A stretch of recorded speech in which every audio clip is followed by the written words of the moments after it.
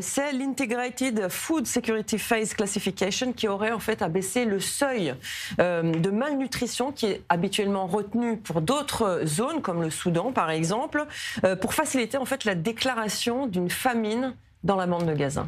Oui, Myri, et c'est une enquête du quotidien en ligne Washington Beacon qui révèle que l'association qui s'occupe de déterminer l'état de la sécurité alimentaire dans le monde a changé ses critères, rien que pour la bande de Gaza. L'association a été mise en place en 2004 lors de la famine en Somalie. C'est un partenariat entre des agences gouvernementales internationales comme la Commission européenne ou des ONG comme Oxfam ou Action contre la faim. Elle a pu déclarer des cas de famine au Sud-Soudan, en Somalie ou au Soudan et établir sa crédibilité au cours des 20 dernières années.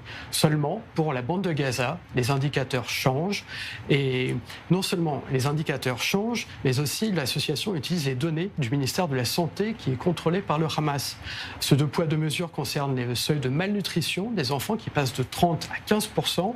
Et pour Gaza, au lieu d'utiliser des mesures comme le rapport entre le poids et la taille, l'association introduit la mesure de la circonférence du bras. Du coup, pour le Washington Beacon qui cite un travailleur humanitaire chevronné, l'agence baisse la barre afin de faciliter la classification de famille.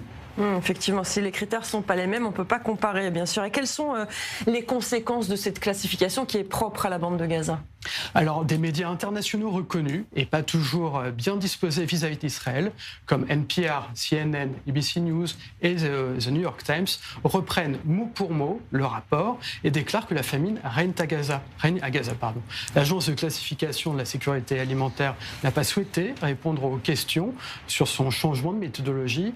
Et pour Richard Goldberg, qui est un ancien conseiller à la Maison-Blanche et spécialiste de l'aide humanitaire, cette modification des règles illustre la malveillance en général des agences onusiennes et représente une vaste escroquerie. Il accuse les Nations Unies de changer les critères pour obtenir le résultat politique escompté.